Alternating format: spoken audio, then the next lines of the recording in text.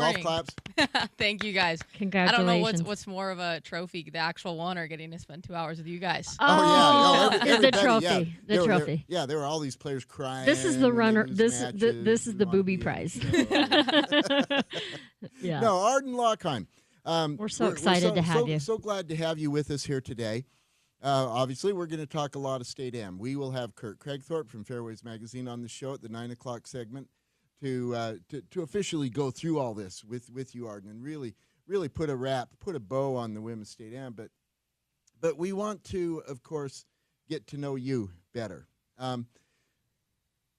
For all of you out there who listen to our podcast, and I hope it's everybody. Of course. Of Should be. course. Yeah, it should be. You've heard me already say this. Let me say it again. One of the big takeaways from the Women's State Am this week, is that if there was any question, and I if bolded, underlined, neon, if there was any question that Arden Lockheim is not one of the elite players in the Utah women's game, that question is gone. Dead, done, off the table. State Am champ. Nonetheless, there are probably some people who might not know you real well. We want to get to know you. Tell us about you, Arden. Yeah, well, growing up, UJGA, the junior golf circuit here, was very big in my summer schedule. Like, my favorite tournaments growing up were the 3 years I got to go play GJAC, Girls Junior America's Cup. My caddy the last 2 rounds was one of the girls I played GJAC with. So that was a really fun time growing up, but I always focused on playing college golf outside of Utah. It wasn't anything against the Utah schools. I think our programs are incredible here. I just thought for my personal growth as a human, not just a golfer, it was really important for me to go out of state. I even told my parents that if somehow it didn't work out for me to golf out of state, I would stop golfing to go get that out of state experience. I just thought it was really important for me to grow as a human. And that's, I think, why my name wasn't as big in Utah golf, because I missed a few tournaments every summer to go play out of state and go play across the country. I end up now playing college golf at Nebraska. I'm in the Midwest, and I played some tournaments in the Midwest to try to get that exposure over kind of outside of state lines. Also just playing at elevation here. Sometimes the scores aren't taken into account as seriously as they should be. I think we play very legit courses. Everyone who runs our tournaments makes sure that the yardages are adjusted to a point where it's going to be compatible or comparable to what we play out of state. But like you guys have mentioned, it was only my second time playing the Utah State Am. I only won Junior State Am twice, and one of them was when I was 10. So that was still a big deal at the time. Wait, stop. 10? Yeah, I was 10. Yeah, let's just. The age groups. There okay. are age But divisions even still, in 10. I mean, that's UJGA. still a big accomplishment for a 10-year-old. Oh, yeah, no, I won like the 10 and under. So Yeah. I hadn't, maybe gained as many accolades as a lot of other girls I always kind of felt like I was chasing. So this week is very cool to kind of come out on top of a group of players that there was some in that field I'd never beat before. So it was very cool. Well, I saw it last year. You and I got to play together in the media day last year, and I made mention to Paul. I said, I didn't know much about Arden, but good night. I mean, this girl can play, and Yeah, I did. And you knew, I knew. and I didn't know anything about you, so it was really wonderful because I did get to know you on the personal side. So it was really great to see you come back this year and just do it. So University of Nebraska, big school, Big Big Ten, big name. Mm-hmm. What's the experience like for you there? It's been incredible. It's been the best 2 years of my life for sure. The golf it was great my freshman year, and it was definitely a little rockier this past year. Hey, golf's hard. Arden. Exactly. No, I thought sophomore slump was some cute, like, alliterative No, term. it's a legit thing. And it was real. And I honestly, I watched a lot of my fellow athletes, not just in golf, but I have a lot of friends on the softball team and the soccer team, tennis team, and a lot of us kind of went through it. I don't know if it was to the degree I did. I mean, like, I made Big Tens as a freshman, and I didn't last year, but also credit to our team. Like, it was a very competitive team this year, and we were fighting for the lineup every week. So it was really fun to be a part of. But it was definitely nice to kind of come out this summer and have a decent summer, because it was a bit of a season that beat me down a little bit.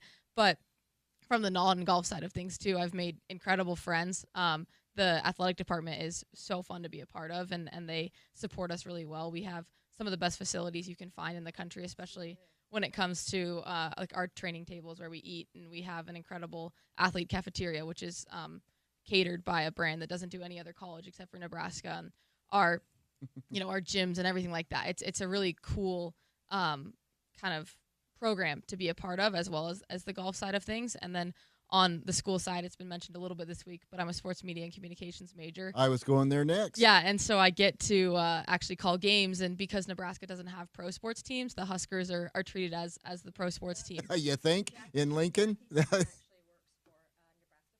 Yeah, it's a joke that on game day, the Memorial Stadium becomes the second largest city in Nebraska. It really does. Yeah, it's its own entity there. But yeah, Jackie Louie, our manager at ESPN, her son works for Nebraska football. That's very cool. Mm-hmm. I am a little bit embarrassed to say that the few times I've been to Lincoln, I've had schedules and I just kept driving. So I never really stopped. I don't know much about it. Tell us, and yet we grow up saying Lincoln, Nebraska. I mean, good land. I'm going to throw out a name that I'll be interested to know.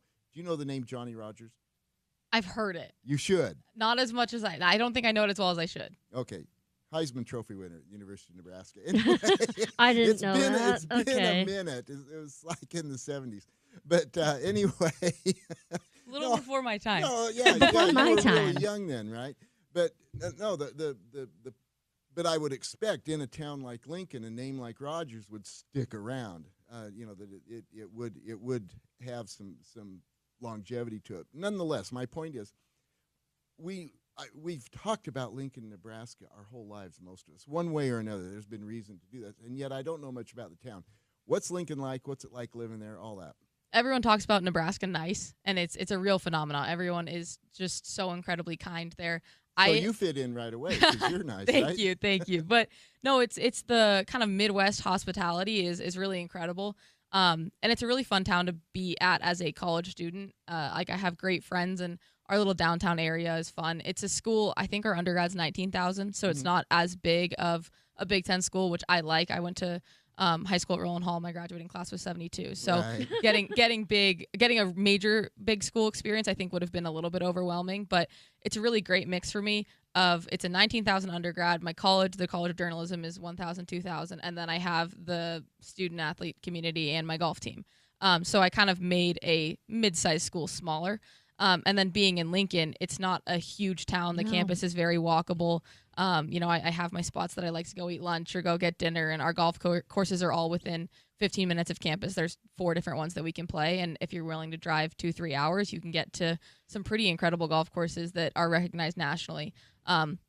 I think the Sandhills is in the top 50 in the U.S. Totally, yes. Yeah. So, and like Landman is where they had the match play last year. That's a pretty well-known one. So, there's a lot of fabulous golf courses in Nebraska that if you're willing to drive a couple hours, you can get from Lincoln to all of them. So it's a great place to go to college, and it's been a very pleasant surprise. I didn't dislike it. So you got the full college experience that you had hoped for since you were young. That's what you wanted to go for. And did you get what you?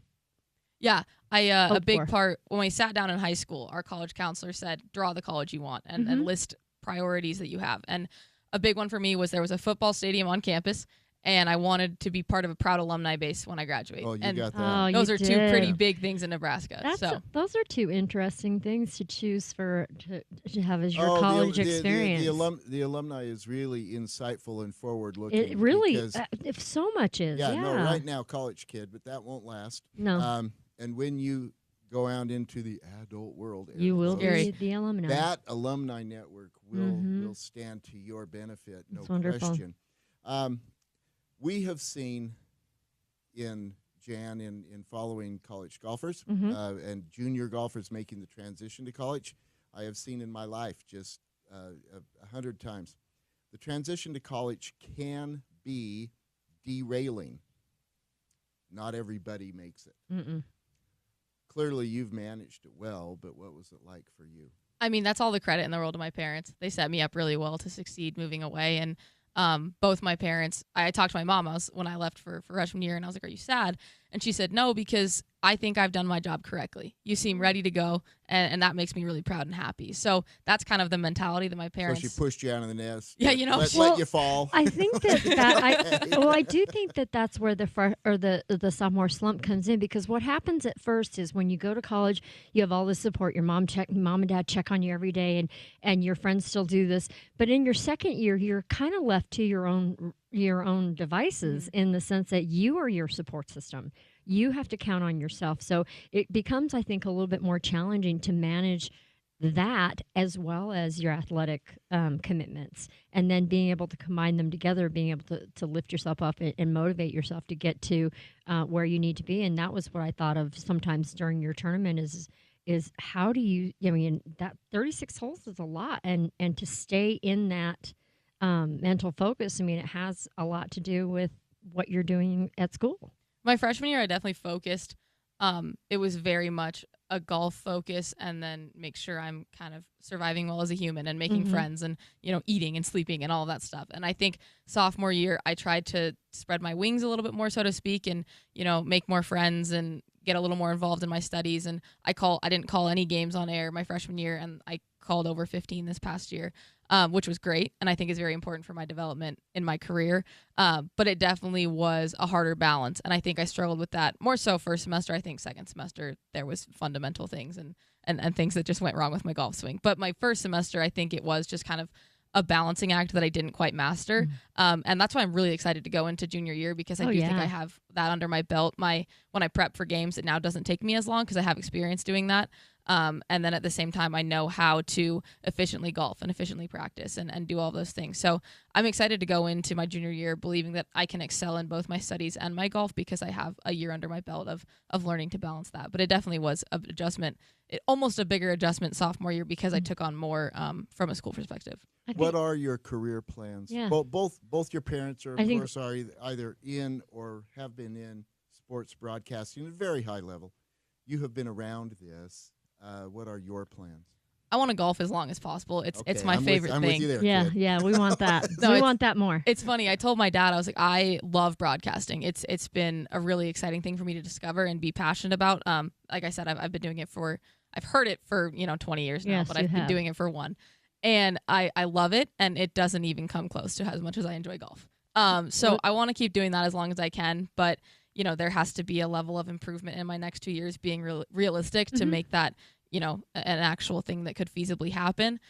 So hopefully playing golf, but if not, then going into sports broadcasting. I love just sitting around and talking sports. I'd guess I'm going to get my start in golf. That's kind of what I'm knowledgeable. Hey, welcome to Utah Golf Radio. We're a bunch of golf geeks. We sit around and talk golf. No, it's awesome. It works for us. It's awesome. I love talking to her. It's like talking to me in my 20s. Like, I talked about sports so much it was weird that I was a girl. But you are talented. You are so articulate and quite knowledgeable for someone your age. And but again, you come from a sports family, but you are going to be fantastic. She just look at her. Do you have any thoughts, any desires, TV, radio, print, anything in that realm that you're thinking about? This might be a bit of a Gen Z answer of me, but probably not print. No, I mean, it's sad, but read the writing. It's on the wall. No, I enjoy. I've enjoyed radio play-by-play more than TV, I think, because you have to paint more of the picture, and I think that's fun. I think doing golf on TV would be cool, because you can get a little more into the nitty-gritty, because people can see what you're seeing. Obviously, in college, there's not really an opportunity to call golf, and also I would be the one golfing for Nebraska, so I can't really cover that too. Maybe you could be the first professional golfer / journalist. Well, there's it's been done. Amelia Migliaccio last I was year. going to ask you, who are some of the people that you look up to? Amelia's a big one, and it's been really cool, actually. Mr. Shelley, Tyson, and Austin, and their dad has a connection with Amelia Migliaccio, and so he connected me this year, and I got on the phone with her. She actually DM'd me 2 days ago when I won and said, "See you at Bandon," because she'll be covering. So she played and covered a couple years ago, and I think that's super cool. Obviously, I would prefer to just be playing, but the fact that she's still excelling at golf and also doing really well in the broadcasting realm is super cool. And I had a really cool phone call with her this year, thanks to Mr. Shelley. So it just kind of shows the connections of the Utah golf community, how they're always looking out for you. So yeah, she's a big one. Yeah, let's take a minute and just refresh our memories on Amelia Migliaccio, and I can't remember her married name right now. It starts with Duran. Duran, thank you. So that's what she's using now, Amelia Duran. That's easier. Okay, fair enough. Wake Forest University completed a top-notch world ranking in her amateur career. Took a year off, came back as a fifth-year COVID to finish get another chance at college golf. won a national championship for the Demon Deacons, and then made the decision to forego a professional career, saying that she wanted to keep golf fun with her friends and not have it not have to hit the 3-iron out of the rough and get down in two to make the cut. Yep. Didn't want to live like Well, that. she had a So career now option. she had a career. Yeah. She's very, very good. Anyway, that's Amelia Duran, and that's really, really cool. And That's- speaking of when you just mentioned she'll see you at Bandon, it's let's because talk about let's Bandon. talk Okay. about what you got for this win. You get a trophy. You get your name in the history books. I get to be on the show. You get to be on the show. Thank you. I love this. I love her so know. much right now. Oh, Can you come back and every year? Please. And you get an invitation, an exemption Exemption. to the U.S. Women's Amateur Championship at Bandon Dunes, August 4th through 10th. Tell us about that. Yeah, that one I think is almost what took the longest to sink in. Anyone who plays golf knows that you're trying to get one of those leather-backed, exemption invitations, and I haven't gotten my hand on one yet. I tried to qualify for the junior girls. I've tried to qualify for the AM, and I've also tried to qualify for the 4-ball. So it hasn't been for lack of trying, but just, I haven't showed up yet. You're just waiting for the women's state am. Yeah, and so this one was pretty exciting. I mentioned a couple days ago that I didn't play any qualifiers this year. I didn't see the value, especially coming off my season. I wasn't feeling amazing about my game to just go and try to get hot for 36 holes. Right. I honestly liked my odds better of spending a lot of time working on my swing and getting my game to a place where I felt good to then try to last for, now this was 4 days. Back in Nebraska, they also have an exemption for their stroke play event. That's a 3-day event. I finished third in that one at the beginning of the summer. I played pretty well in that too. And so I figured if I played well in either Nebraska or Utah, it'd be meant to be. I would go to Bandon. And if not, my family did have a vacation planned that we were going to go on. So now we've moved those. No, it's fine. You It's can fine. do those anytime. This is better. Yeah. This is worth making the adjustment. Yeah, but I'm incredibly excited. Even just filling out the player profile and everything. Yeah. Just the questions they're asking are so in depth, and it's just clearly such a well-run event that's going to be so exciting. There's a welcome dinner, and Do you ever picture, because they ask you all these questions, you know why they're asking them, so that when you're up on the tee, they can say, this is, and she goes to here, and she likes... Well, all that. She plus likes Chick-fil-A. They are preparing Yeah. for post-round interviews Yeah, of and winners. I love that. So do you ever that's the think whole about thing. what you want to say do you prepare for that? if what I'm, they if ask? I'm being honest, at the stadium, with the lead after the front nine, I wasn't trying to get ahead of myself. But honestly, the way my brain works, being sports media and all of that stuff, I knew if I won, there would be interview questions and that you have to give a speech and stuff like that. And so, by the time we were walking up to 12 green, there was a couple thoughts going through my head of okay, who do I want to thank and stuff like that. With the USAM, that one I'm just so grateful to be at. If something happens where I get in a place to be interviewed, that's going to be insane. But really, I'm just trying to put 2 days of really good stroke play together and try to make that round of 64 because that's a feat in itself. So Oh, my Totally, gosh, totally. yes. You make match play. You've done work. Oh Yeah. my gosh, yes. Absolutely. Well, All right, yeah, well- you make work to get there and then work Yeah. to match play. Arden, what a pleasure to have you with us today. Thank you so much. She'll be with us the whole show, folks. Arden Lockheim, Utah Women's State Am champ, University of Nebraska Cornhusker, Roland Hall Knights. Wing Lions. Winged Lion. I almost forgot. Where's my head? Winged lion. The What? winged Wait. lions. Isn't that also? What is that also called? A winged lion. It's a Like a No. griffin? griffin. A Yeah, griffin. it's Yeah, called we're a not Okay. allowed to say that though. I That know was made because very clear. yeah, no, because yeah. I'm Well, that's sorry. I didn't mean. Westminster. I know I didn't mean it like that, but I just I thought there was Yeah, a winged okay. lion. Yeah. All right. Arden Lockheim, we're so glad to have you with us. Arden, we need to do a thing here we call the Jed X update, and I'm going to explain it. Okay, thank you. Oh, my land. This reminds me, there's something else we need to do here. Yes, right now. Okay, right now. Last week, of course, we bade farewell to a longtime producer on this show, Olivia Benyon, and we're just cheering for her and her next steps. We are so happy now to welcome our new producer, Martin Kelly. Martin, when I say good morning, welcome to the show, I really mean it, man. Well, welcome to the show, Martin. I appreciate that. Thank you so much. It's been a pleasure listening to you guys the last 20 minutes. That's a really cool interview, and I can't wait to work with you guys for more days. Tell us a little about you, Martin. Just from Chicago, Illinois. Just like Arden, I've fallen in love with sports, basketball, football. Did a lot of broadcasting down in Southern Utah for Utah Tech. Graduated there in 2023, and I've been working for ESPN 700 for the last 2 years. I've done some shows with you guys in the past, and I really hope this this all works out. Oh, it will. It'll be great. Okay, Chicago.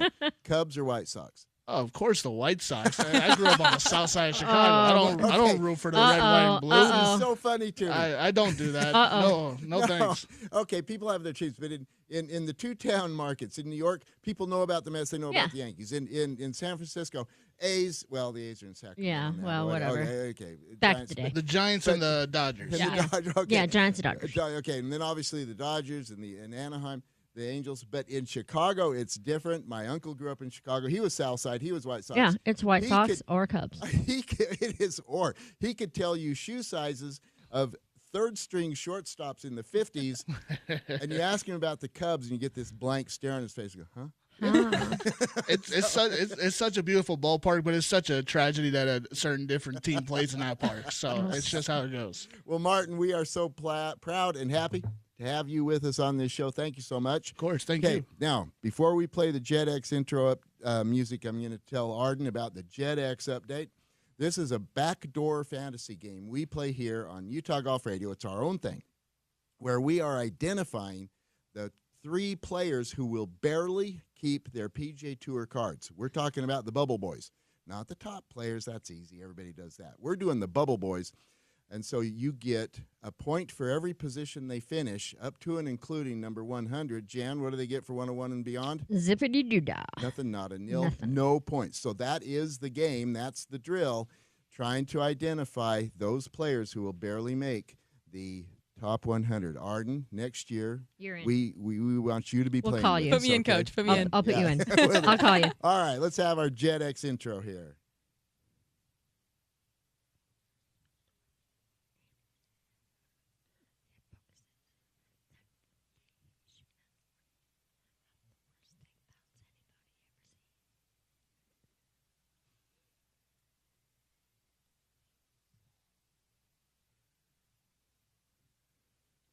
The Jet X Jug, brought to us by our good friends at First Utah Bank. Check them out at firstutahbank.com. They will get everything you need in your finances all squared away. First Utah Bank. The Jet X Jug, as you heard, our backdoor fantasy game, and it is normally really volatile every year. However, for the last month or so, Tay Freshy, one of our first T kids, has been in the lead, and Jan, she is still there, although the margin is dwindling. Mm-hmm. It is. We'll see how it goes. It gets a little bit crazy towards the end. I mean, we're kind of counting on Fish to come in at that 100 spot. We're going to talk about fish in a minute with our UPod update. Yeah, we will. But so- anyway, so that's the thing. With a team of Andrew Putnam, Eric Cole, and Eric Van Royen, she's getting points for every player. That is the way to win this thing. And Taylor Fresh continues to lead the Jet X Jug. And the game goes through the conclusion of the regular season. We cap it off prior to the playoffs. So just a couple more weeks. And then a couple more weeks, we're going to talk about this, but we need to do a UPOT update. Utah players on tour, UPOT update.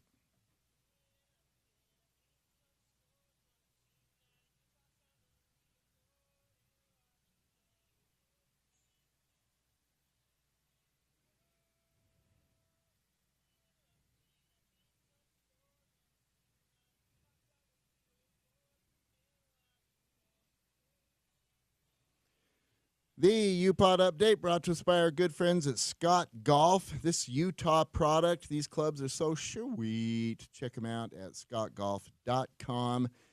Jan, how are our Utah players on tour doing? All right. Well, let's talk about Tony last week at the Open. He finished T56 plus 1, 285 on rounds of 70, 68, 72, and 75. Tony faded on the weekend. Oh, That my was goodness. disappointing to When we watch. were watching the show, he bumped himself up to T5. Yeah, and he then was all in of the a top sudden, 10 it and just then, it went, fell off a cliff. wheels fell off. Yeah. So Zach Blair and Patrick Fishburne are at the Barracuda. This is a modified Stableford event. And so Zach Blair finished T54 plus 20 on a first day of plus 6, second day plus 6, third day plus 6, and final day of plus 2.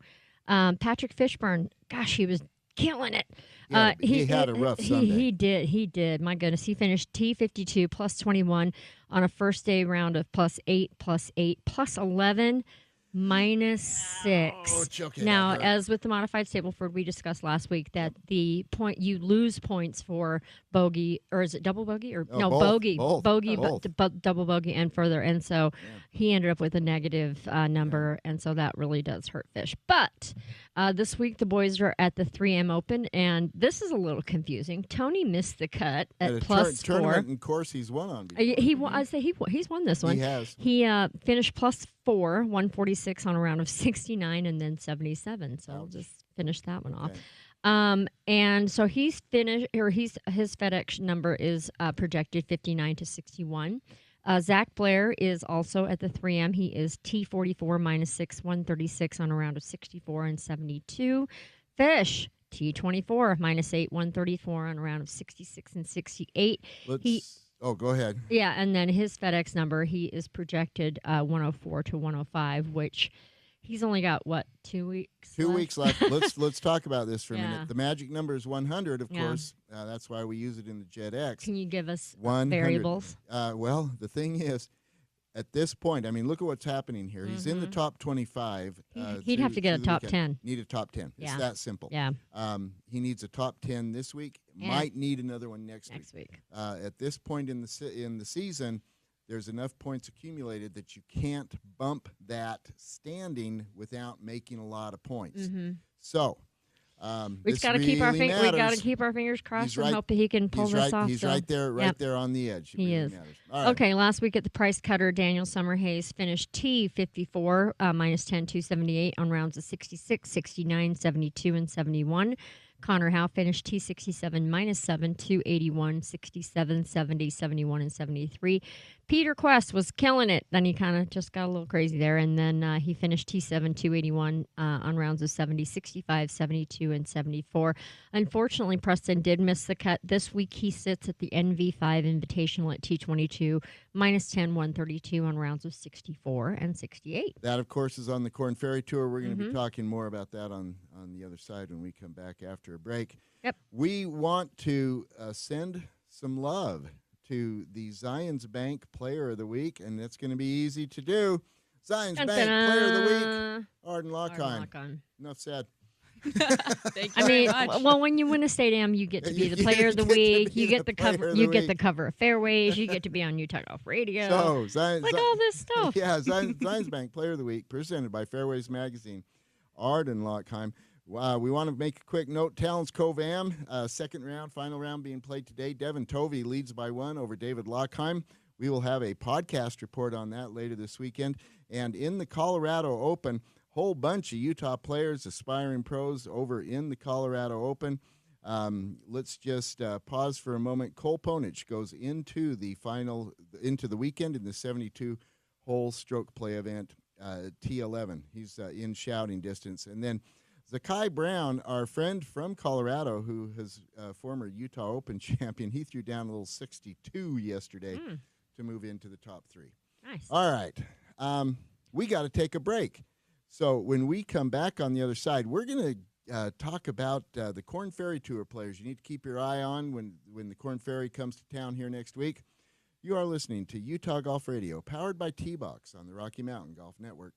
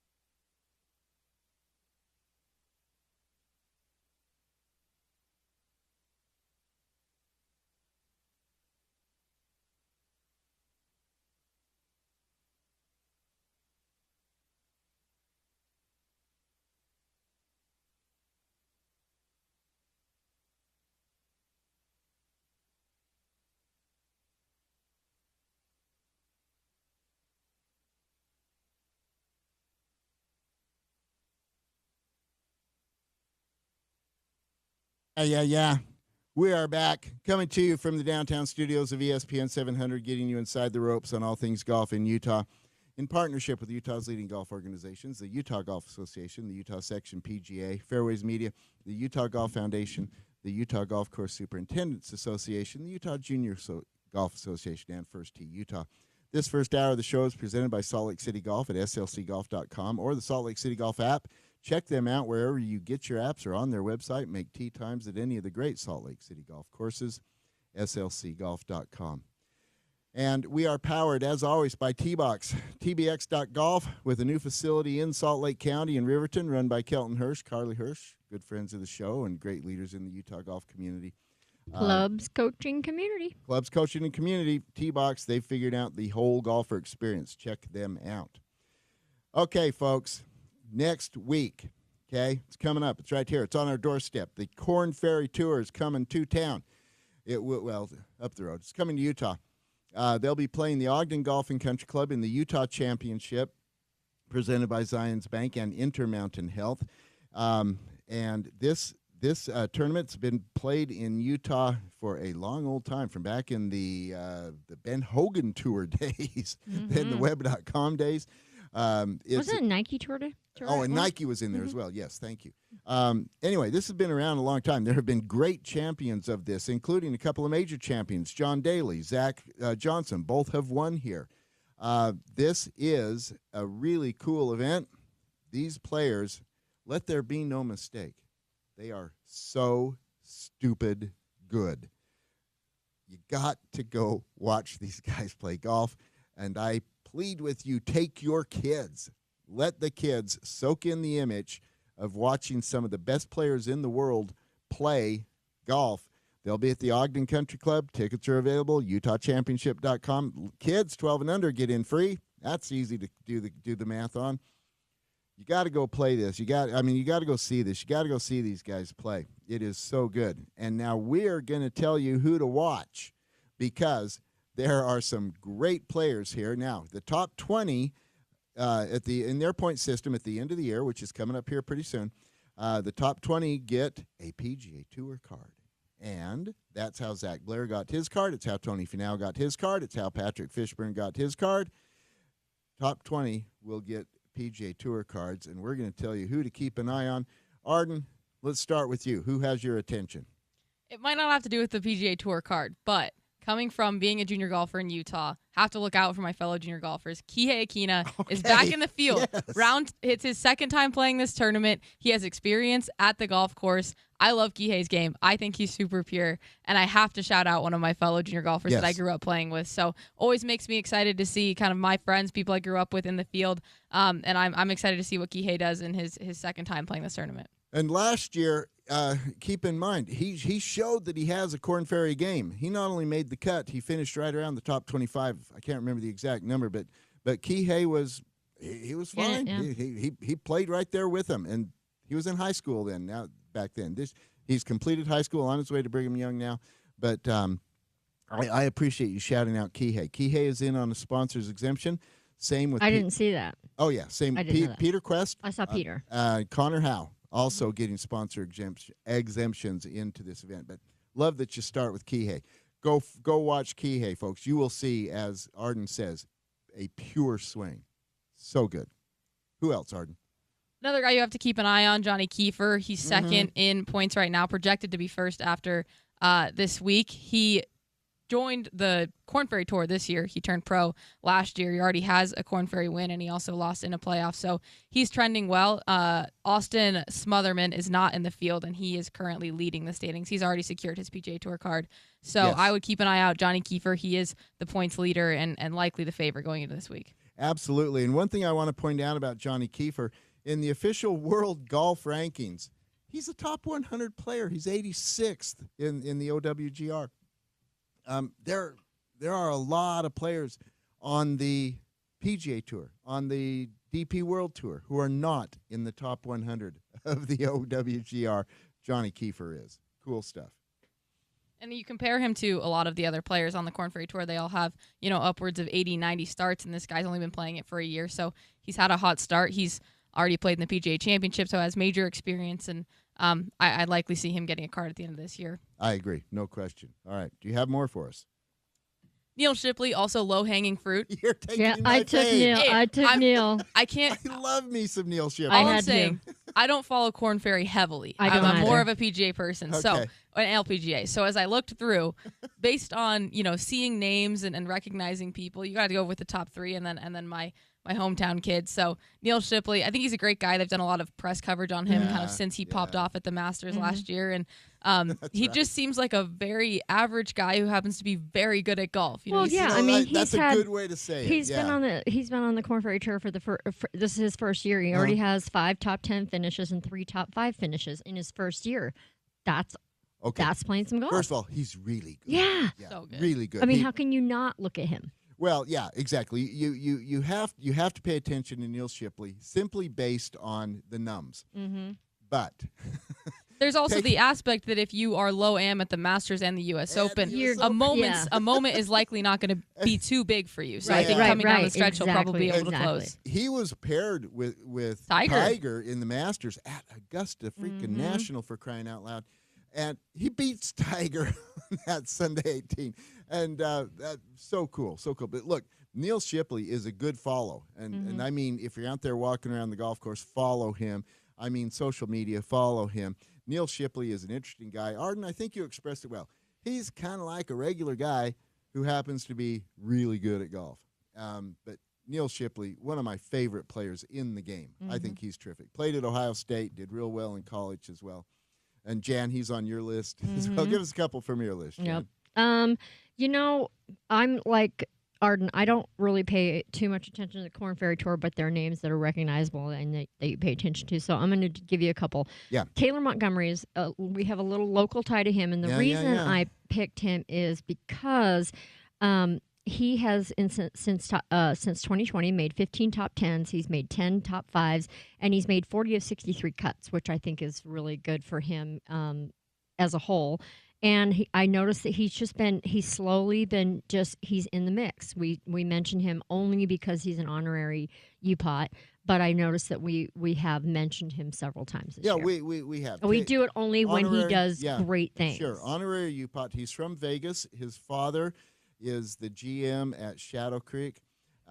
He has won, if you recall, the Sand Hollow Open when that was a thing. He won that a couple times. And so he's been around Utah a bunch, and in just neighboring right down in Vegas. But he is so long. Oh my gosh! I mean, hits he the ball definitely. far. Why not? Yeah, he's fun to watch, and he putts lights out. Great putter. Okay, my I'm last. actually just real quick. Okay. I am really surprised, to be candid, that he is not in the top 100 on the Corn Ferry. I was agree. shocked at that. Yeah, I kind of agree on Okay. that one. All right, go Okay, ahead. so my last one, and random, but I'm going to tell you why. Scott Piercy. Okay. And it's because he spent a lot of time on the PGA, and he's currently sits number 5 on the Senior Open right now. And he's in this field. And he's I in missed this that. field. Okay, yeah. That is really interesting. Okay, so Scott Piercy in the field. That'll be interesting to see. A guy with a lot of PGA Tour experience. That's why. All right, a couple I want to mention.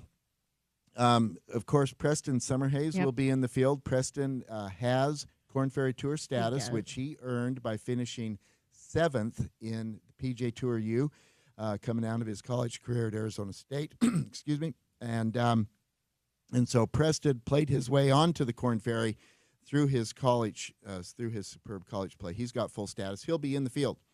He also in the 2 of the 9 cuts made, he's already had 1 top 10 finish this year. Yeah. So I mean, that's really big. It is really big. So Preston has been shockingly inconsistent on the Corn Ferry this summer since he's come out. What that tells me is that he's going through an adjustment period. Now, look, we talked earlier. There's an adjustment going to college, but let's be real. There's an adjustment going to every level. Your coach is making travel arrangements for you. You mentioned the athletic cafeteria, the dining hall. Okay, there are support systems at the University of Nebraska to keep the Huskers healthy. Yes. You go out on the pro tour, That's all you, baby. and they say, "See you there."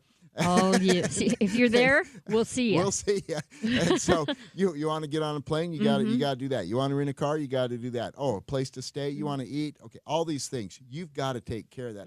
There is a steep adjustment curve going to the pro and game, there's and I not, think there's not a support system like when you not start when you're college. in college. And then obviously at ASU, Matt Thurman was taking care of everything for Preston. But and Preston has a deep family support system. I was gonna say his Barbara, support system's Boyd, huge. These so are the best. No, he's just getting he's refooting, and because there is every level you go to, you have to.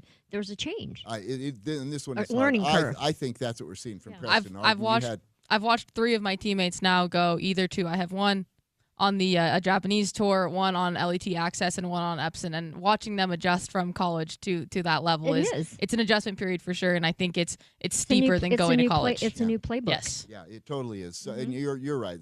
Arden is steeper than going to college. For so sure. Preston he's had top 10s. He's missed cuts. I want to see him play I want the weekend. To see, Absolutely. I want to see him we in the want to see that. mix. We want to see that. Okay. Well, I mean, there's a handful we Absolutely. want to see. We want to see Peter Quest. We want to see Kihei. We want to see Preston. We want to see our U-Pots, make a splash Yeah, or, we do. Make a name for themselves. And why not do it here in their home state? There's another name I want to throw out just because I think he's endlessly interesting. His name is Blades Brown. Okay. You're shaking your head, Arden. You know about Blades? Yes, he's an up-and-coming young player. He and Miles Russell have kind of been the big talk. Miles has stayed amateur, and then Blades is now pro at maybe 17, is it? That's the point, 17. Yeah. He simply made the decision coming out of the AJGA. This is what he was going to do. Yep. College ain't my jam. I'm what? just going to declare and go play. Good for him, though, Yeah. because if you know that college isn't your game and it's not going to help you advance to the career that you want, and it's like taking a technical school versus going to college and focusing on what you actually want to do, the specificity of it all. Now, I love Arden. You come out of Rowland Hall, Mm-hmm. high-end secondary education. You're going to the University of Nebraska with a plan. And Yeah, that's the whole thing. focusing Well, and a on dream. This is her dream since Yeah. she was little. But This is but what let's she's be honest, wanted. Blades Brown is far better at golf than I am. He has the ability but to go but if you and have, realistically. But if you have the gift, then what are you doing? Exactly. No, if I was in his position, knew I could go make money right away. There is a definite reason to do that. For me, I can be more comfortable with my golf game because I have a backup plan. Mm-hmm. Fair enough. Exactly. And when you're that good, I think Blades Go Brown. for it. Blades Brown is one to keep your eye on. All right, we Great. got to take a break. When we come back on the other side, we're going to do a little things and stuff. You are listening to Utah Golf Radio, powered by T-Box on the Rocky Mountain Golf Network.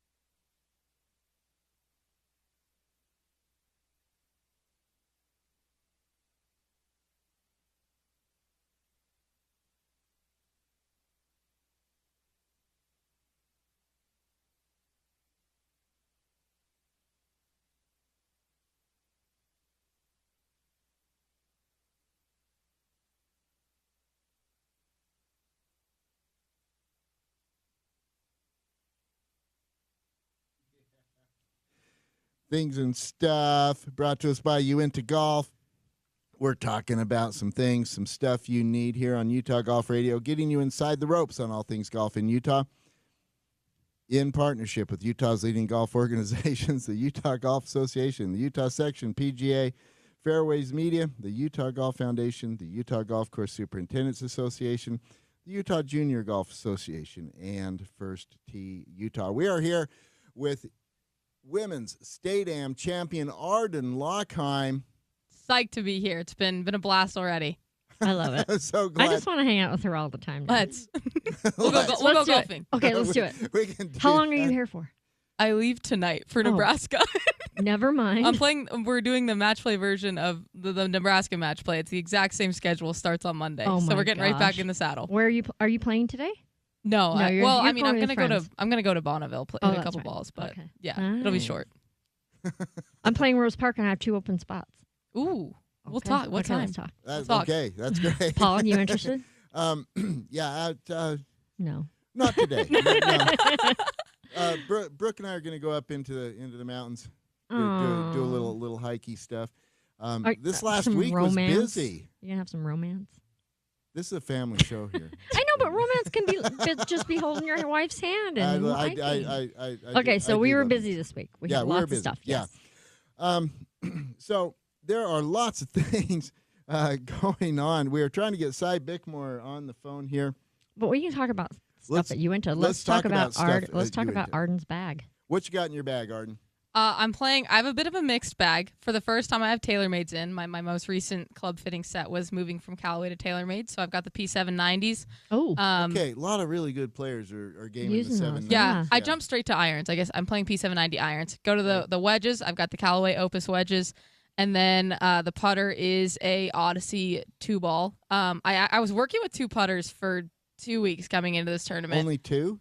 It's a on, surprising Paul, not number. There's usually everybody's more. you. No, but I've always been a one. Trunk of his car It is. is unhealthy. It doesn't even make sense. You would think he was a New York street vendor of putters. Hey, come over Yeah. here. Yeah, You no, need a putter? No, I got I'm, a putter. I'm channeling my inner Phil Knight. Oh gosh, Yeah, I love it. I love it. It's so much fun. But- So ball. What ball do you play? I'm playing a Pro V1X. I played Callaway Chrome Soft X all throughout high school and junior golf, and then went to college and was informed that if I wanted free balls, I should probably play Titleist. And I was like, I love it. Titleist is my favorite ball. Oh my gosh, I am the Okay. same way. Whenever someone it's says not- free balls, I just said, "What?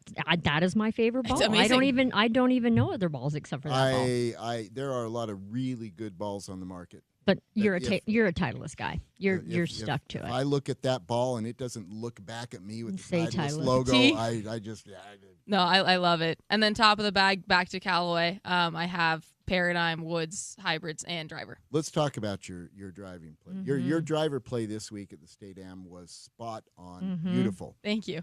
Everything about it, your trajectory, your flight, movement on it, the way you kept it in play. Which here's a shock.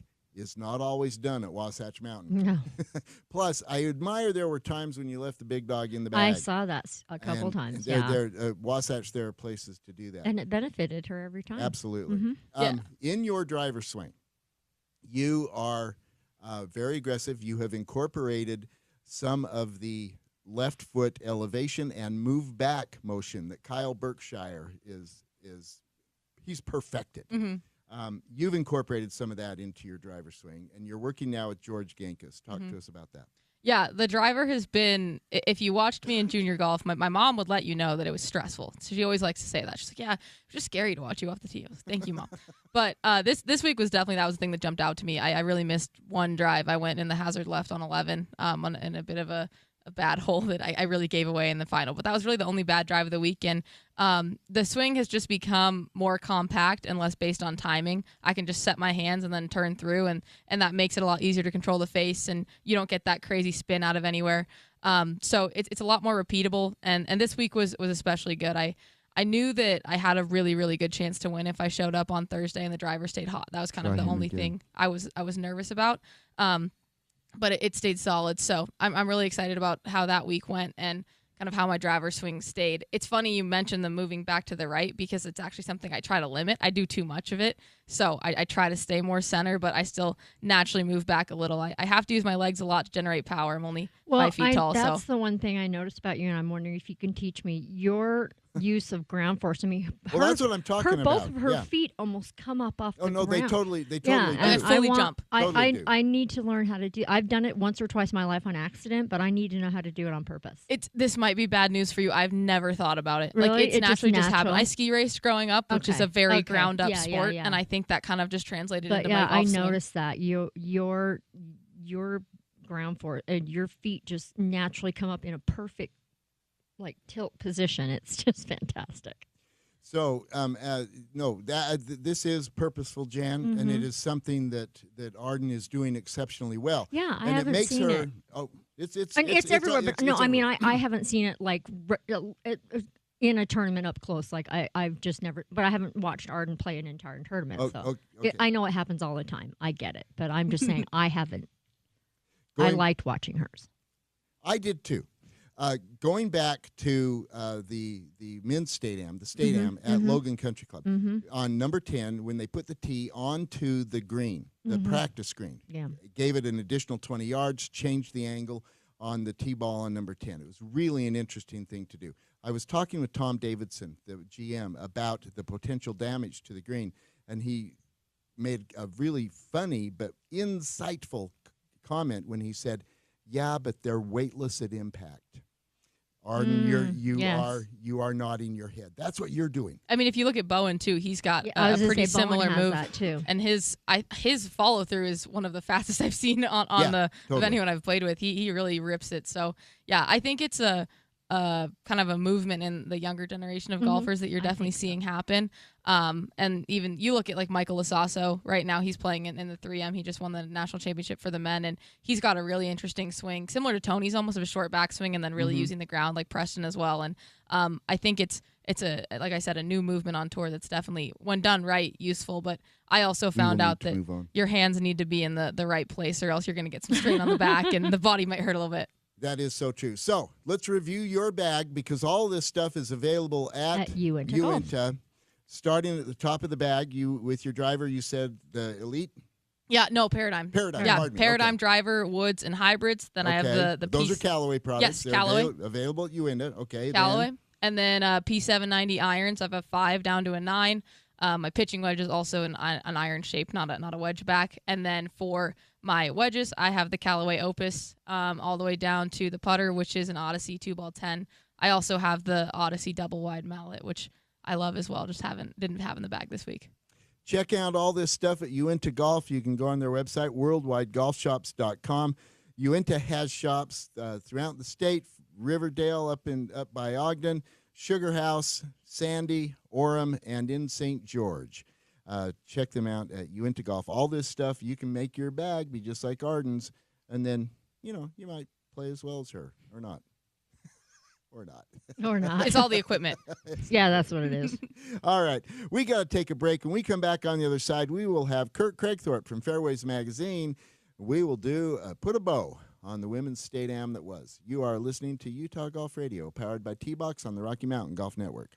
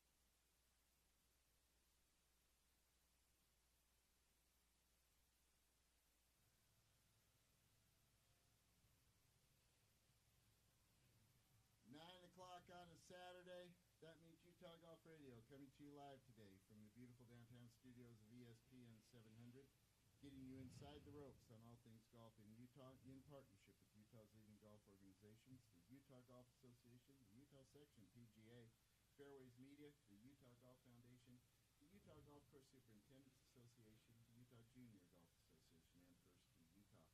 We are powered by T-Box, tbx.golf.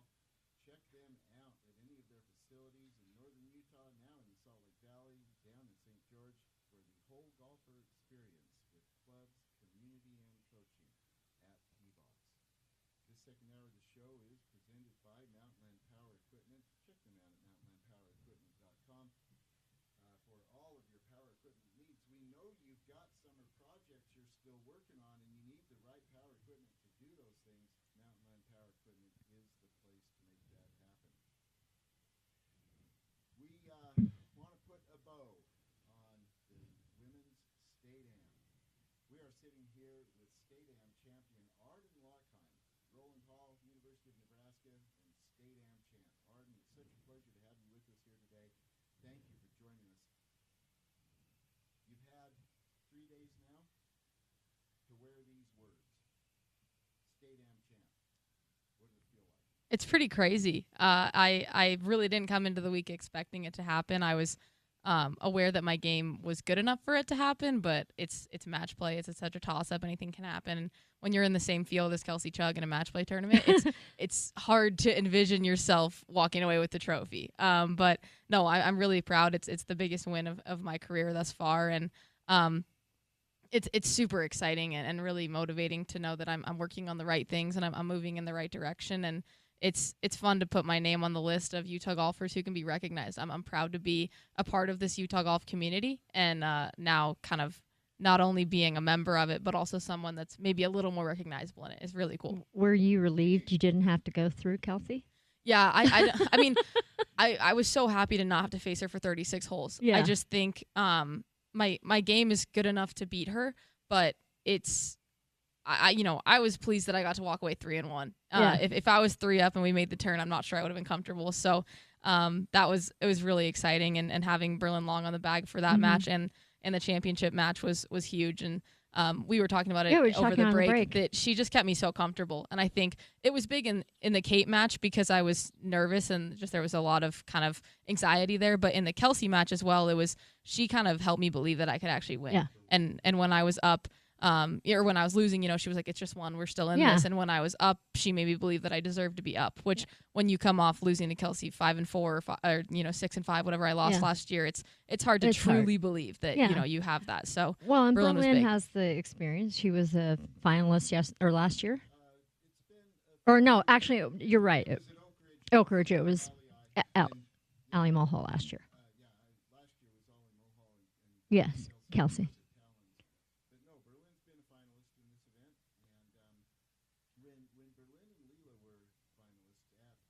Oak Ridge. Mm-hmm. Yep. Now, they played 19. It went to one extra. And Berlin had a one-up lead on 18 and kind of made a mess of it. It was tough on her. Mm-hmm. I respect that. But Leela went on to win the championship. Part of the point here is that your caddy had absolutely top-level experience. Mm-hmm. Oh, it's amazing. I said to her when we were playing that in most conversations that I have with golf people, I'm the more knowledgeable golf person. Probably not in this room, actually, but for the most part. And talking to B, she just knows so much about golf. I was having a lot of issues with my wedges throughout the week, and in that 18-hole break, that was my biggest misses during the first round were with my wedges. And so during that break that we had in between the first and second 18, we went up to the range. She helped me hit some wedges and got me compressing and pinching the ball a little better, and just stuff like that, knowing that someone has my back, and she knew not only how to keep me comfortable on a mental side and an emotional side, but also just walk me through golf. That's exactly what we were talking about on the break. Is I was riding along and driving Paul, and I could hear you guys talking, and I don't think that I heard you guys talking about golf.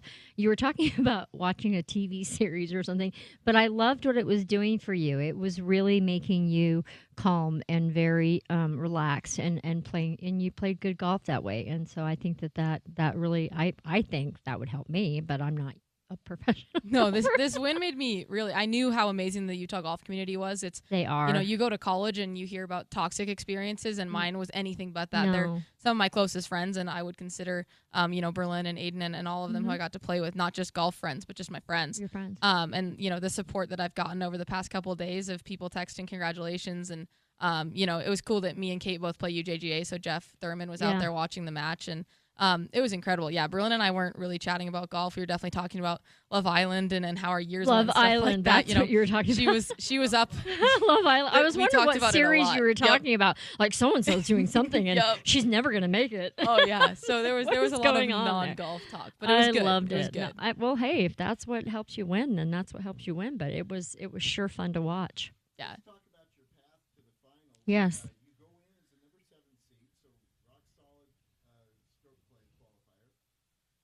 In the first match, you drew Remy Rawlings, who is on her way to Westminster, just finished as the runner-up in the junior state. Yep. And you got through Remy pretty solid, 4-3. But tell us what you recall about your match with Remy Rawlings. She played great. We were both even par through 8. I birdied 9 and she bogeyed 9. So I was 1 under at the turn. She was 1 over, but she was playing better than her seeding for sure. And I've watched her growing up. I never got to really play with her. I was a bit older than her, but I've seen her name on a bunch of leaderboards. So I wasn't psyched that I played well enough to get a 7 seed, and then I drew Remy.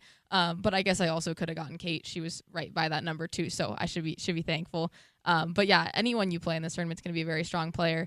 But I knew I likely, as the match would go on, would probably produce more birdies than her. My game was just, I felt like in a really good place. So it was a good reminder to stay patient, though, because I, was trying to make it a quick match for energy's sake and stuff like that, and was very quickly reminded that, no, this is going to be a grind. Every single match you have to earn. And she played fabulous. She's an awesome kid, and I'm excited to see what she goes to do at Westminster. But that one was honestly more difficult and definitely took a little more patience than I was expecting. And then the match after with Steph was equally difficult. I was trailing for a little bit in that one, which I was happy that happened, because I think the feeling of trailing sucks, and it's not something you get used to. I feel like it's kind of jarring every time that it happens. And so I think it was good for me to lose a couple holes in that match and experience what it was like to trail. And I still finished that one off 4-3 as well. But then by the time I got to Berlin, I had lost a hole and I had trailed. And so I lost the first hole to Berlin. I bogeyed, she parred. And I knew I was going to lose plenty of holes to her. I mean, I've lost a lot of holes in my lifetime to her. And so it was good to have the experience of trailing before I got to that match, because to Berlin's credit, she played great that week and she hadn't trailed yet. So well, you also play different. I mean, your mindset gets different. When you're trailing, you're thinking about catching up versus maintaining or getting up. I mean, match play is just hard in general, because it's such an emotional roller coaster every single hole, every single shot. Yeah. So I think it was important for me to know almost what to expect going into each match. I knew for my first 2 it was a very par focused match. And just try to kind of par them to death, throw a couple birdies in there, and it'll likely end up in a win. And then I knew with Berlin I was going to have to birdie.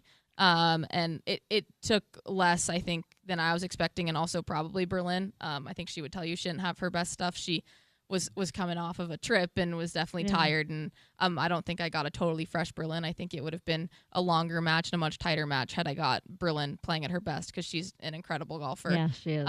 We were wondering how that is, because you guys are such good friends, and Paul was mentioning that to me, is it hard playing your bestie?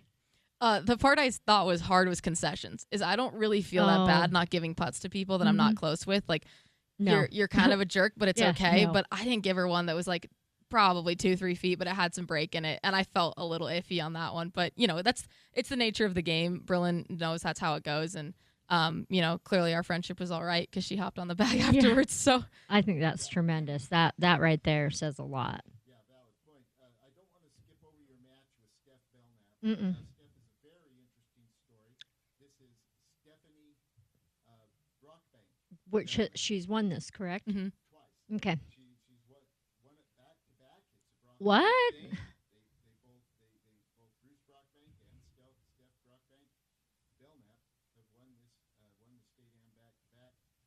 But Steph has been out of the game for a while, and she's come back now and playing competitively and still got it. Oh, absolutely. She won the match in the round of 32, and she drew you in the round of 16, and you sent her home. But a really interesting matchup. Yeah, she won that first match in 20 holes, so it was a grind against Lily, and both of them played well. So I knew it was going to take a lot. It was a funny dynamic because she is a high school coach, and you could kind of sense that talking to her, that she was so complimentary of my swing and my game and stuff like that. And it was funny to play against because she was just so kind, and I really enjoyed getting to play against her. And that's the fun part about these tournaments that kind of separates them from just playing in college or playing what we did in junior golf, is that I get to play against Steph, and like I get to go play against Kelsey and people who, you know, I wouldn't be with had it been in a college tournament or something like that. So I got a wide range of players this week, from, you know, Kate and Remy, who either were in high school or just graduated high school, and then Berlin in college, and then also, you know, Kelsey and Steph, who are in the real world and still playing great golf. They're really inspiring for kind of what I want to do with my life when I'm done playing, you know, aggressively, that I can still go out and hang. I mean, Steph had, I think she had her mom on the bag, and then her husband was watching, and her 2 kids were watching. So it was really awesome to be a part of that match. That is really cool. We talked about your match with Berlin. Is there anything more you want to add to that? It was one I was nervous for, and kind of the Berlin and Kelsey match are the two that I'm super proud of. Kate's an incredible player, but there's just less history there for me. Mm-hmm. I've never played against her before. I watched her play a lot last year because I went out to watch Aiden Long, because Courtney, their mom, is awesome, so I like hanging out with her, and I would go watch Aiden golf. But I'd never played against Kate, whereas the history for me in Berlin, I mean, she's someone I chased my entire junior career, and then with Kelsey, she beat me last year. So those two had a little more, you know, history and maybe scar tissue behind them, and I was really excited about That's a really those. good way to put it. Yeah. Let's talk about your match now in the semis with Kelsey Chuck. Mm-hmm. Kelsey took you out last year. Mm-hmm. And the reality of this tournament and in this era of Utah women's golf is, until somebody beats Kelsey Chuck, nobody has beat Kelsey Chuck, because she is the standard by which this tournament, this event, women's golf in Utah, is measured. Mhm. It is Kelsey Chuck. Mm-hmm. Somebody had to take her out, and Arden, it was you. Mm-hmm. I want to know your thoughts going into this. You have scar tissue, you know the history, and then walking out of it when you were moving on. I mean, Kelsey deserves all the flowers. I think the reason that the Utah Stadium is the tournament it is kind of because of her dominance for the past, not even few years. It's been 13, 14 years. So over half my lifetime, she's been dominating this tournament. Yeah. Yeah. So she deserves all of the credit for kind of how big this tournament is. But yeah, going in after Berlin's match, I had a really long break. So I actually got the chance to go home. I drove home. I had lunch at home. I hung out for a second. I called my best friend on the Nebraska golf team and just chatted with her for 40 minutes. I don't know if she could tell I was nervous, but I just wanted to talk to someone that would comfort me. And so shout out my friend Mackenzie, because she was awesome, and I talked to her for a long time, and then drove back to the course and was excited to have B on the bag. It was a bet we had made 3 weeks prior of like, oh, whoever loses first will caddy the other. But like in our minds, we had never thought we'd play each other. So I didn't know if that was still going to stand, had like circumstantially how it went down, but she showed up, and going in, I did feel like the underdog. I told my brother, I said, I'm really confident that I'm going to play well, and I'm also really confident that I could lose. And those two things could both exist, but all I could control was how I played. So, Kelsey is a player who makes a lot of pars. She birdies, but it's not like she'll drain birdies on you. It's just she really, really pars a lot.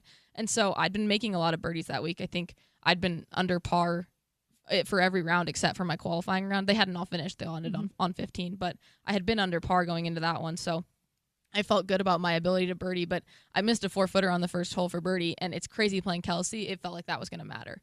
I was one hole in, I missed a putt, and I was like, shoot. Well, listening to Paul's podcast from the other day with you and your interview there, that was one of the things that caught my mind, or caught my ear, was when you said that you played in the underdog position and you like to play there. I thought that was very interesting. Did you, Paul, that when she mentioned she likes playing from the underdog position? Yeah, that is absolutely a thing.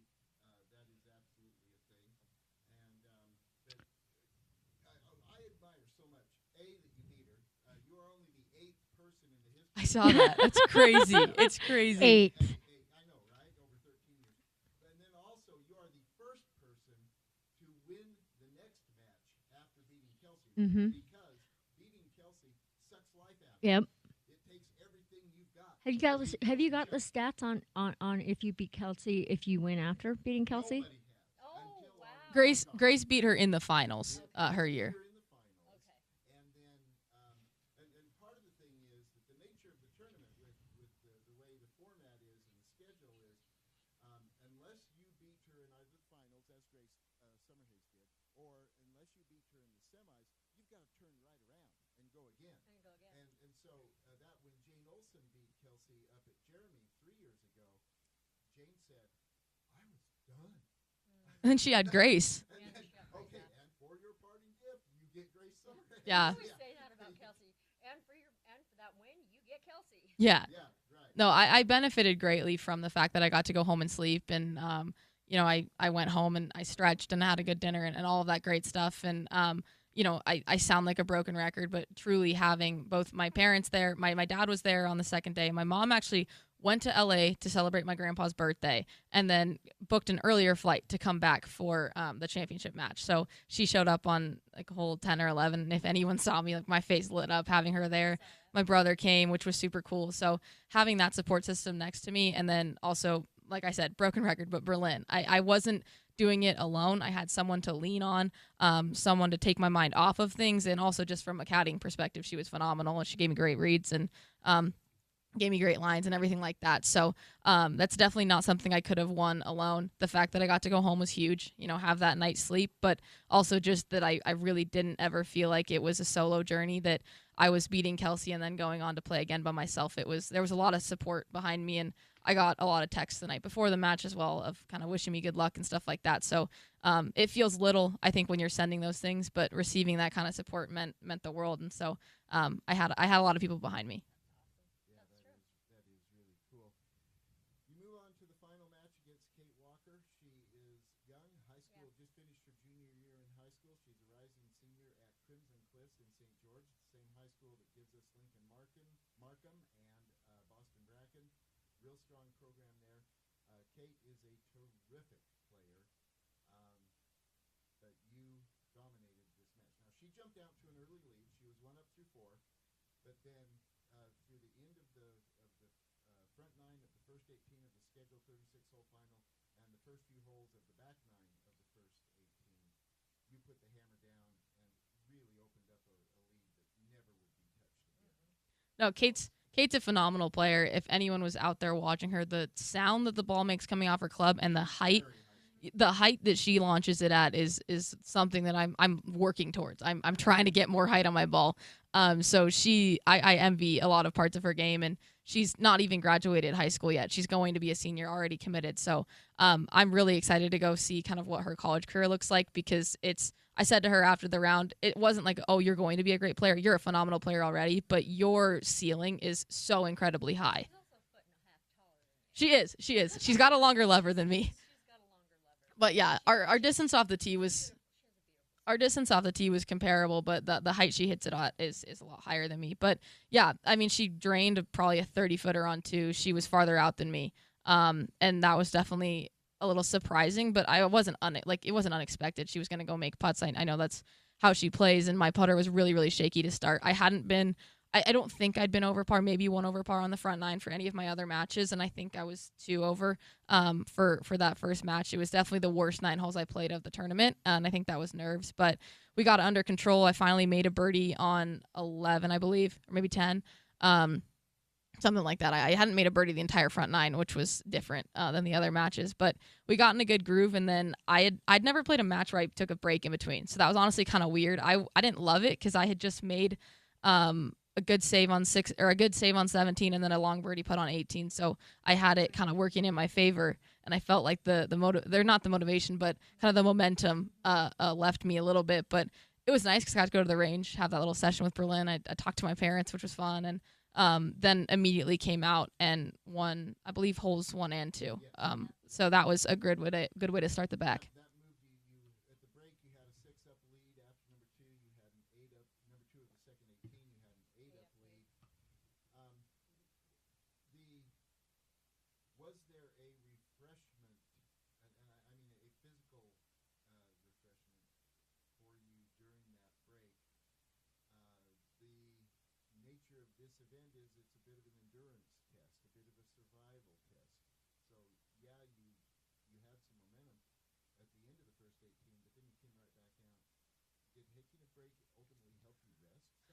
I never felt tired this whole week, which I know is crazy to say. I mean, I played exactly 100 holes. I did the math. But I think some of it was definitely adrenaline, but also you play so much golf in college, and it's not just what's on the schedule, but it's also that we qualify for every tournament. So you're playing 3-4 rounds before every tournament, and then you're out there practicing, and you're out there doing all of the other commitments that you have of schoolwork and for me calling games. And so the fact that I was kind of just focusing on golf this week, I mean, I do have a summer class, but I'm going to go do homework after this. I think that was a benefit that it kind of was my mind was only on golf. I was staying at home, so my parents were taking care of a couple things for me, which was nice. And I got a lot of sleep and fueled well. And I have a good stretching and recovery routine that they set me up with at Nebraska. So I think that it was a good situation. I never really felt tired. I personally would have preferred to not take a break, but it turned out fine. I told Berlin just we need to come really hot out of this break. Let's make a couple birdies early, and that's exactly what we did. All right. And when you add it all up, Arden Lockheim, name on the trophy. State Am champ. All right. We got to take a break. When we come back on the other side, we're going to talk about some of the things that have been happening. It's been a very busy summer. You are listening to Utah Golf Radio, powered by T-Box on the Rocky Mountain Golf Network. What's happening? I don't know.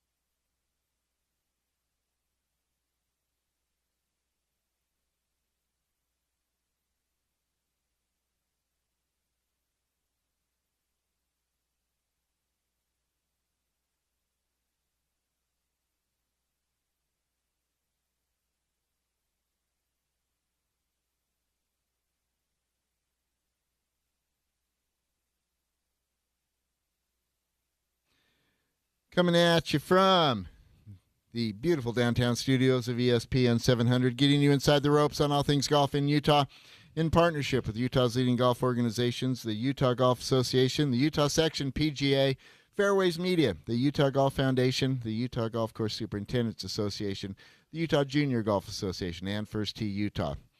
We are powered by T-Box, as always, and this second hour of the show is presented by Mountainland Power Equipment. Check them out at mountainlandpowerequipment.com.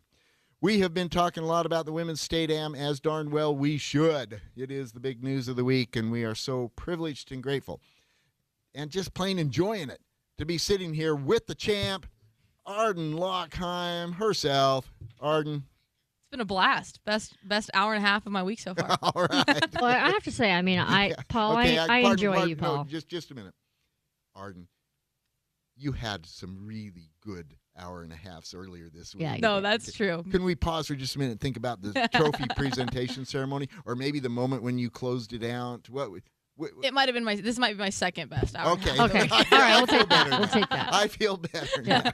I will All say, Paul, right. we have a good time, but I will say this is probably the most fun I've had in a while. But hey, listen, it's good. Fun for me, too. Arden, I'm you're coming back terrific. anytime.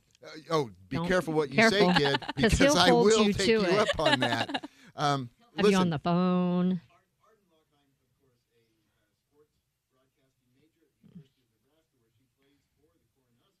So we'll see her on ESPN someday. The thing is, we'll have to figure out what we're going to see her in, because she's very universal in her talent as far as broadcasting sports. So and she's playing gonna have golf. and playing golf. So she's gonna have to figure out what she likes best. So Keeping the options open. Okay, that is actually one of the things I really like about Mhm. young players is watching to see how they develop, what they do, what they choose to do, what they're Mhm. able to do. I'm looking forward to seeing your next years, Yeah. Arden. This will be fun to see. I appreciate it. I'm excited to see what happens too. Yeah, fair enough. All right. Let's talk. Okay, but the Women's State Am is not the only thing. As a matter Oh of my fact, gosh, there's there's a so bunch of other stuff. So Let's much. talk about Okay. about some of it. Let's start with the PGA High School Golf National Invitational at Pinehurst. Of course, we had the Corner Canyon coach, Derek Fox from Impact Golf. We had him on the show last week to talk about this. When it was all said and done, two Utah high schools, both in the top 5 in the national rankings, and that's where 1 they and 2, finished. yeah. They both played their way Mhm. into the top 5 of this event. and finish. Jan, tell us how it worked out. Lone Peak. Lone Peak tied for second place with a -4. The team was Ryder Hewish. He finished third. He had a third place finish, -12 on rounds of 67, 68, and 69 for a 204 total. Blake Brown was there. Austin Jones finished T24, -1, 215. Ben Lucero and Noah. Can you say that for me? Geckeritz? Geckeritz, Yes, We're Noah going to have to Geckeritz. make sure we get And that. then Corner Canyon finished T5, +2, led by Will Pisa at T10, -6, 210 on a team of Will Pisa, Ben Wilson, Tice Bowman, Ty Brady, and Drew Wilson, Ben's younger brother. No small thing, Arden, that 2 Utah high schools are both in the top 5 of the nation. This is cool. It shows the power of Utah golf, especially I think very highly of our women's side, but the men's side, especially when I was growing up and now the years below us are incredible. You looked at the people, we have Bowen and Boston headed to ASU, which is super Right. exciting, and the BYU men's team is a Oh, force to be reckoned with. You think about Zach Jones, he just graduated from BYU, and his younger brother now, Austin, is tearing it up in the high school circuit already. So that Jones family is one to look out for, and I'm sure Cooper will come back from his mission on firing And all be cylinders. good. Yep. Yep. He'll, Like Zach. what he'll be is Cooper Jones. Yeah, he'll be ready to Yeah, look. and we do also want to note that this tournament has been won by Skyline High School in 2020 and 2021, and in 2021, Simon Kwan was the medalist of this. All right, U.S. Junior Am at Trinity Forest in Dallas. Jace Benson got into the field as an alternate and made the most of it. He plays his way into the match play of the event as the 49th seed. Took on Luke Colton in the round of 64, and Benson lost in the round of 64. But You know, He you made were it to match talking play. about made it to match play. I was going to say you were talking about that earlier because you got a ticket to the U.S. Women's Am at Bandon Dunes here next week, and Yeah, you're just trying to make it to match make play. it to match play. Especially Yeah. coming as an alternate, there's over 100, I think 150, something like that, people in that Wow. field. So the fact that he made match play is incredible. And also the man he lost to, Luke Colton, he went on to the he lost in the semifinals. So Yeah. he lost to a very formidable opponent. Luke Colton beat Miles Russell. We talked about him earlier. Yep. He's We did. one of the top juniors in the country. So great showing from Jace Benson, making it into match play. And also, I got to play Trinity Forest this past year. We went there before a tournament that we had in Texas. That's an incredible Fun. golf course. That's a prize in itself to just get to play there. It was one of the coolest golf courses I've ever played. So I'm sure Jace enjoyed it. That is really cool. Awesome. The Pac Coast Am. Now, Wait, did you miss I Optimus? You missed the skipped Optimist. one. You Okay, got to the get this one. Optimus Junior Golf Championship. This was at Doral, the Blue Doral. Monster course. I've played Doral, and it is a big golf It's course. so pretty. Well, there's that. Nicholas Miller. Okay, this is a name we've said 100 times already. We're going to say it 500 more. Oh, no. Nicholas Miller goes down to Doral to play in the Optimist Junior Golf Championship, and what does he come home with, Jan? He comes home with the championship Bam, trophy. trophy. Cool Well, stuff. and then what you're saying here, he's the first Utah to claim the title in 32 years in Yeah. any age division. Yeah, and who was the one 32 years ago? Boyd Summerhays. Oh, there's Boyd Summerhays. Yeah, no big deal. Boyd, yeah. So, really cool stuff there. Very, very, very interesting. All right, now, Pac Coast Am. Yes. Pac Coast Am, one of the great amateur tournaments in the nation each year. Formerly, this thing has been won by Tyson Shelley. No small thing there. And we go on. Jan, tell us how we had a bunch of Utah players. We did. We How'd had they do? Austin Shelley. He is a UGA junior amateur champ. Finished T43 with a +8. Zach Feltz is a 2024 UGA Player of the Year. He missed the 54-hole cut. Steele DeWall is the current Utah Mid-Am champ. Finished T27 +5, 289. Also in the field, Dane Huddleston, former UVU, and Martin Leone got a presidential invite. He did miss the 54-hole cut, however. And then you mentioned Tyson Shelley was a medalist in 2023. Team Utah, Zach Cooper, Jones, and Keanu Aquina finished T3. And teams in Utah 1984, Todd Barker, Kurt Boson, Mark Davis.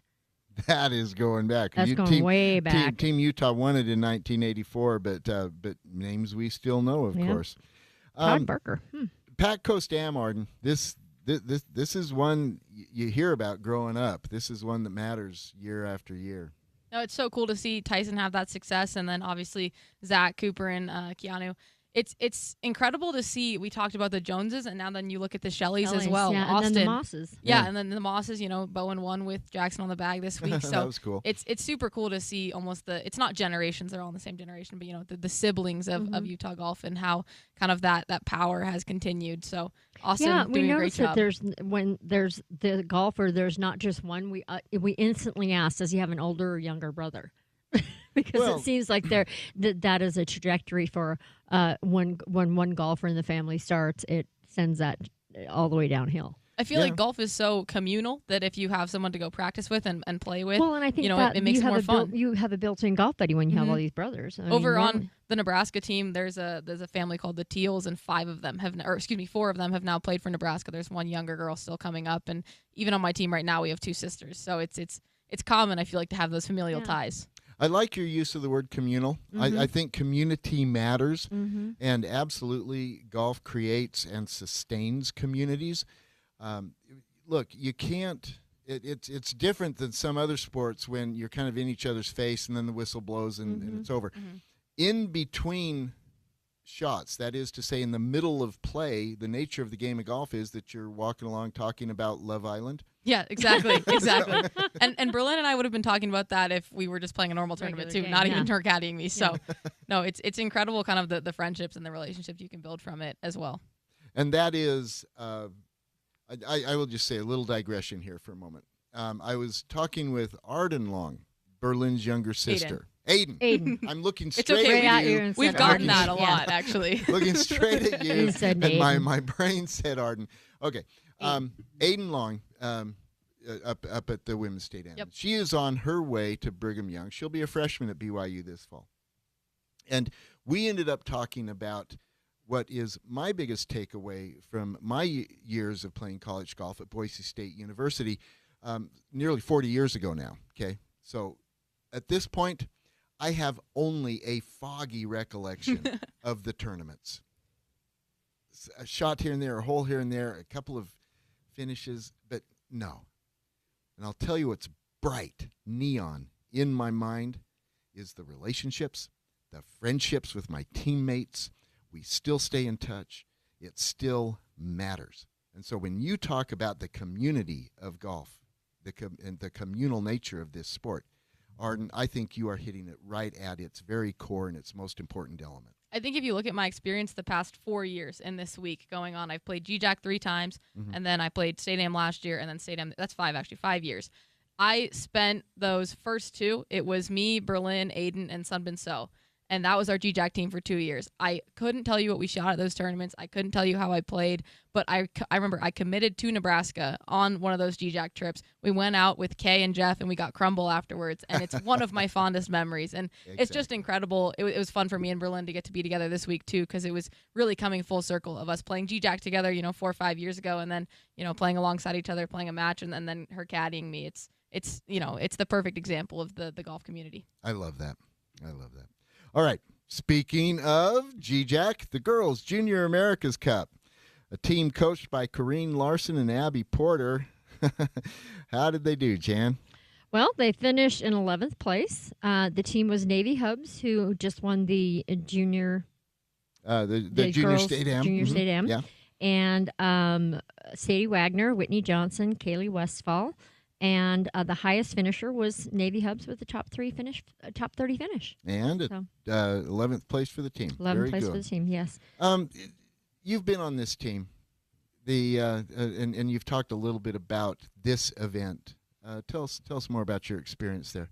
It's one of the closest things that you get to college golf as a junior. You don't really experience playing on a team that often. Utah has the really cool Border War tournament where we go play against Nevada. But the GJAC is one where you still play stroke play. You're not exactly teamed up like you are in Border War, but it's the experience of staying in a hotel with a team, rooming with someone, traveling to the tournament with them, eating meals. It's everything that goes on beyond golf that you have to get used to with college golf. And it's also the experience of playing for something bigger than yourself. You have your score, and obviously, Navy played great, finished T29. But I feel like what was probably bigger for her is contributing to that team, having her score count every day and stuff like that. So I think GJAC for me, I ski raced growing up and was kind of deciding what I wanted to do in college. And my first year of GJAC, we played in Idaho at Banbury, and I was in the parking lot after the third round, and I said to my parents, I want to golf in college. And GJAC was the thing that confirmed to me that that's what I wanted to do. I wanted to play for a team. Was it the team element? Yeah. Absolutely. Yeah. Okay. And I think I got lucky with Berlin and Sunbin and Aiden that I had a fabulous team who also happened to be my closest friends in golf. But it's such a great taste of what you can get in college. That's a really good way to put it, because that's exactly what it's like. Teaming together, playing together, practicing together, eating together, everything. So, yeah, that is the full. It's also so cool that Abby was sample. a captain this year, because Abby played on the GJAC team, and now getting a chance to captain it is really cool. Good points. One last thing. The Brigham City Open played last week at Eagle Mountain. Pete Stone. Here's a shock. Pete Stone wins again. Pete Stone, -6, 65. He wins in the 18-hole stroke play event.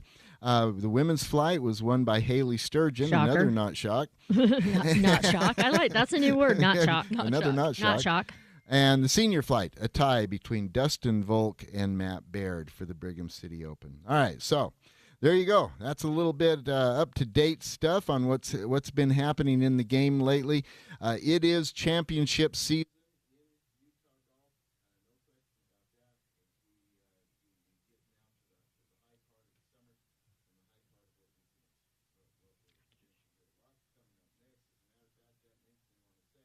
Jan, what's next? Paul, you know what's next. I do. It's the What's Next segment brought to us by our good friends at the Utah Golf Association. Stick around on the other side. We're going to tell you what's coming up next in Utah Golf as we put a bow on the show. You are listening to Utah Golf Radio, powered by T-Box on the Rocky Mountain Golf Network. Could you hear when we couldn't hear you? It did go off for a second. I don't know. Everything is such a mess right now. I feel bad for Martin on his first Yeah.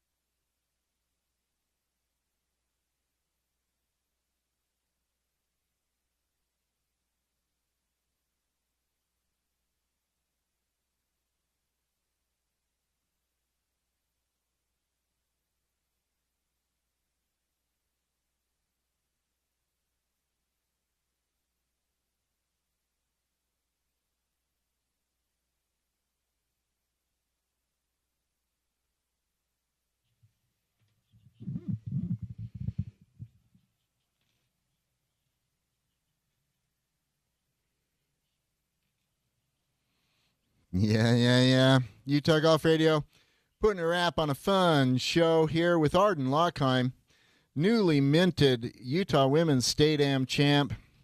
And Arden, you've got yourself a little what's next coming up.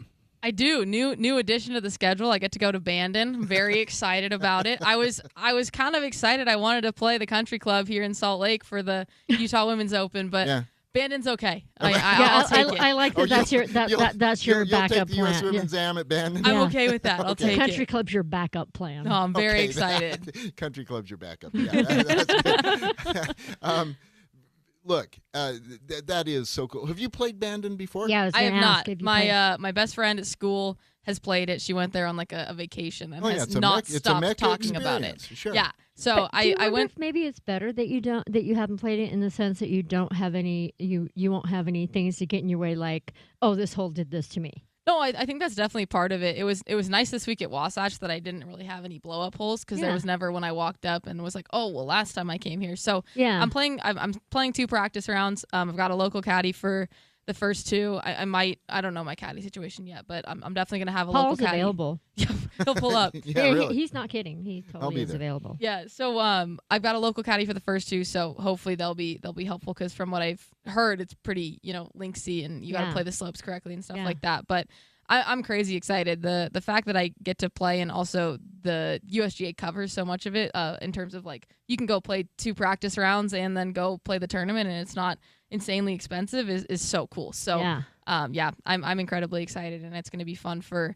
My dad's going to come with me, and it'll be a fun experience for the both of us. U.S. Women's Am next week, August 4th through 10th. Yeah. I have a whole other tournament in between now and then. Arden Lockheim is in the field. Also next week, back to our What's Next theme, we've got the Utah Championship, the Corn Ferry Tour coming back to town. It'll be at the Ogden Golf and Country Club this year. I cannot wait to see these great players, including several in the top 100 of the official World Golf Rankings. Cannot wait to see them take on the Ogden Country Club. You would just think immediately they will overpower it, and I say hold your horses. Those green complexes are serious, and I think what we're going to see is people drive the green and bogey the hole. Yep. On some occasions as they walk off with a 4-putt. That's going to happen. And so it will be really interesting to see how that all plays out. Tickets available, utahchampionship.com. Kids go for free. There is a junior clinic that is free of charge. You have to register in advance, but free of charge on Tuesday. You can register on the Utah Championship website or the First Tee website at firstteeutah.org. So the junior clinic on the 2nd. That's coming up next week. The USAM qualifiers at the Salt Lake Country Club, the Country Club of Salt Lake, pardon me. USAMQ will be this coming Monday. It'll be real interesting to see how that all plays out as well. The Utah Women's Open, we were just talking about that. Coming up here in a week, the Utah Women's Open, it'll be the 4th through the 5th at the Country Club. And Arden, you don't get to play in that. Bummer. But you do get to play in the U.S. Women's Am. No, and I would tell everyone go watch that leaderboard because the excitement that came from this week in the match play, a lot of the same girls are playing in it. So that's going to be another great one and just another showcase of our women's golf here. Arden, you are so busy right now, and you just won the state Am. You're going back to Nebraska to play their equivalent. They call it the Nebraska match play. Yep. Then the U.S. Women's Am. Yes. Then it's time to peg it for the Huskers, right? I mean, tell us more about your schedule here. Yeah, so I go back to Nebraska tonight. Match play starts on Monday. It's the exact same setup of I'm likely playing if I make the finals over 100 holes again. So that's the goal. But yeah, then straight to Bandon, and then I'm going straight from Bandon. We're flying from Oregon to our family vacation. I'm just meeting up late with my mom and my brother. And then we'll go to Nebraska. So I go back to Nebraska where are you the going 19th. on vacation? Hawaii. I was going to say, are you going to Hawaii? So, Jan, it's good to be Arden. I know. What part of Hawaii are you going to? Maui. Maui. Oh, Nice. I love Nice, it. nice. Yeah, it's That'll gonna be incredible. You know what? You're gonna need it. You've worked really hard in the last 3 months. Have been really intense, and so it'd be great for you to just lay on the beach and not play golf for a minute. I'm excited. Yeah, and then we'll go straight back to school. We'll get qualifying. 2 new coaches, and as much as I love playing well in the summer and representing myself well, it's honestly more important to me to play well for Nebraska. Yeah. So I'm really hoping that this is not a peak, but somewhere that I'm building off of so that I can perform even better at school. Junior year's the best year. I'm excited. I love you. Why is that? I don't know. It's like in high school too. It's like you're not a freshman or sophomore anymore. You're kind of almost at the top, but you don't have the pressure of being a senior. Oh. But you kind of get to enjoy your junior year is something you get to enjoy. Yeah, I'm very excited to be an upperclassman. Have a slightly different yeah. role in the team, and I feel really excited. We've got 2 great freshmen coming in, an awesome transfer. And it's going to be an incredible year. It's going to matter going in as a state Am champ, won't it? Oh my gosh! I think it would matter more if I win this week. To be honest, there's more credit. Okay. I think the field was definitely better in Utah. But people in Nebraska know their hometown Yeah, stuff they understand better. that Sure, one. sure, So there'd sure. probably be a little more cred, but I wanted Yeah, to but win. I think you need to win it so that way you can you can say back to back. Double dip. You double dip the state champion. Well, state look, No, but I will say I wanted to win. The Utah one means more. I wanted to win it more. Look, You're from here. the rest of your life, Yeah, you are state am champ. it's on the trophy forever. That's pretty Forever, special. you will always be state am champ. As a matter of fact, first couple of paragraphs of your obituary, it'll say state am champ. I love it. I love we it. talk about the state am champion similar to the Academy Award nominee or Yeah, the yeah. Academy Yep. Award winning. It precedes your name from now on. You're going to always be the 2025 state am champ, Arden Lockheim. Yeah. It's never going to be Arden Lockheim went to college. I mean, it's or went to Nebraska. It's going to be 2025 state am champ. It was so cool. I said to my parents, I feel like I've always had the mentality, the winning mentality, and I haven't always had the physical skills to line up with it. So to have those two come together this week was Well, you showed it all. incredibly You special. sure It's, did. it's You one showed it I'll all. remember for a long time. Yeah, especially your driver play. Thank Yep. you. No, it was so solid. Yeah, so it good, was. so good to watch. The City Open, Salt Lake City Open, will be Next at week. Bonneville August 9th to 9th. 10th. We will be there at Bonneville for the City Open, of course. The Corn Ferry Monday Q will be at Glen Eagle here this coming Monday. And then, Jan, real quick, you got a Girls Go Golfing event coming up at Davis Park. We do on Friday, August, I believe it's the 8th. We are going to be playing Davis Park, 6 o'clock. You can get in on it. You can go to the events page on Facebook for Girls Go Golfing. Love it. Please join us. All right. Arden Lockheim, State Am Champ, thank you so much for joining us today. he It's is been a it. pleasure. Thank you. Not a better way to spend my Saturday morning, truly. Exactly. I so love it. Thank you, everybody, for listening.